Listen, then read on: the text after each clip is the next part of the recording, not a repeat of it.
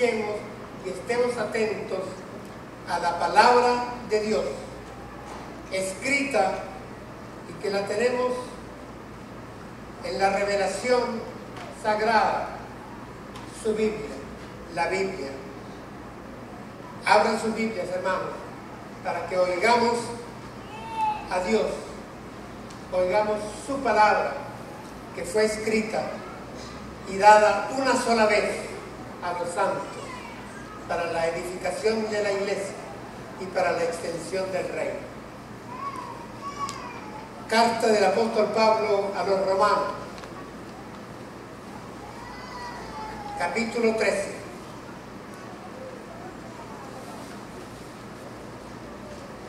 Vamos a tocar los primeros 6 versículos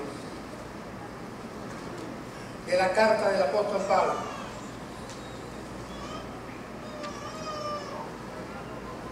Y vamos a hacer con la lectura respetuosos. Vamos a poner el entendimiento en la lectura, como recomendaba el apóstol, y vamos a pedir al Espíritu Santo que nos guíe para obtener en exégesis, en sana hermenéutica, en sana interpretación, lo que la palabra ya tiene. Y solo se nos pide que la encontremos, que nos apropiemos de ella para no equivocarnos. Romanos capítulo 13, del 1 al 6. Este es un pasaje bastante conocido, creo que no muy bien estudiado, creo que no muy bien utilizado, creo que no muy bien predicado, y está muy claro en la Escritura. Voy a lean ustedes en sus propias versiones, en sus propias Biblias. Escribe el apóstol Pablo a los hermanos que se congregaban en la capital del Imperio Romano. Todos deben someterse a las autoridades establecidas, porque no hay autoridad que no venga de Dios, y las que hay fueron puestas por Él. Así que quien se opone a la autoridad va en contra de lo que Dios ha ordenado, y los que se oponen serán castigados, porque los gobernantes no están para causar miedo a los que hacen lo bueno, sino a los que hacen lo malo. ¿Quieres vivir sin miedo a la autoridad? Pues pórtate bien, y la autoridad te aprobará. Porque la autoridad está al servicio de Dios para tu bien. Pero si te portas mal, entonces sí debes tener miedo. Porque no en vano la autoridad lleva la espada, ya que la autoridad está al servicio de Dios para dar su merecido al que hace lo malo. Por lo tanto, es preciso someterse a las autoridades, no solo para evitar el castigo, sino como un deber de conciencia. También por esta razón, ustedes pagan impuestos, porque las autoridades están al servicio de Dios y a esto se dedican. Palabra de Dios.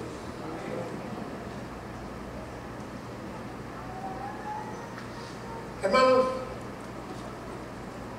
el apóstol Pablo está escribiendo una carta a una iglesia que tenía algo que la diferenciaba de todas las demás iglesias que se habían sembrado alrededor del Mediterráneo.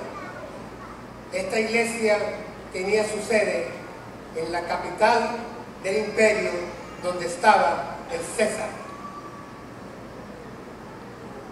donde estaba la máxima autoridad estatal imperial que gobernaba, si nos paseamos por el mapa un momento, desde Inglaterra hasta España, hasta Irak y la mitad norte de África.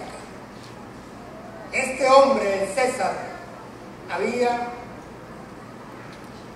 heredado en dinastía, un imperio tan grande como pocas veces ha existido sobre la tierra. Pero este hombre también reclamaba ser reconocido como Señor. Y en el griego de su tiempo, porque el imperio era romano, pero la cultura era griega, la palabra que había, la frase que había que recitar era Kyrios César. César es el Señor. Los cristianos tenían un problema en ese tiempo. Es el mismo problema que deberán de tener por siglos, como la historia lo registró luego y hasta el día de hoy. Y es que para nosotros, los discípulos de Jesucristo, el único Señor es Jesús. Y ellos tenían que decir en ese tiempo, Kyrios Christos. Hermanos, esto le daba al apóstol Pablo un motivo para incluir en su carta un capítulo en donde se refiere a ese estado de tensión y de posible conflicto que podía existir o darse entre la iglesia, que solo reconocía el señorío de Jesucristo, y el imperio que gobernaba desde ahí, desde la capital, y que exigía se reconociera el señorío del César, de un hombre. Así que, motivado con esta inquietud, el apóstol escribe esta carta y escribe este capítulo conocido.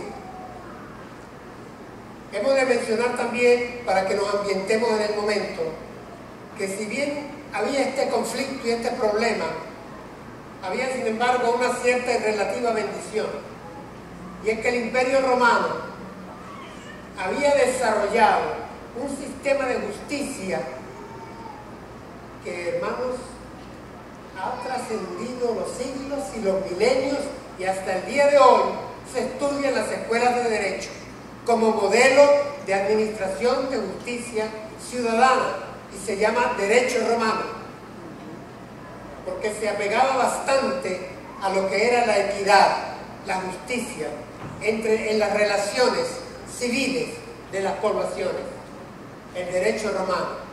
Así que había una combinación extraña, había una legislación respetable, bastante correcta, bastante justa, que permitía que se administrara correctamente el derecho y la justicia entre las poblaciones, entre los ciudadanos, en la misma capital de Roma. Y había la posibilidad de que se exigiera culto, se exigiera reconocimiento de señorío al César. Este era el probable punto de inflexión, de choque o de conflicto que la Iglesia de Roma podía encontrar.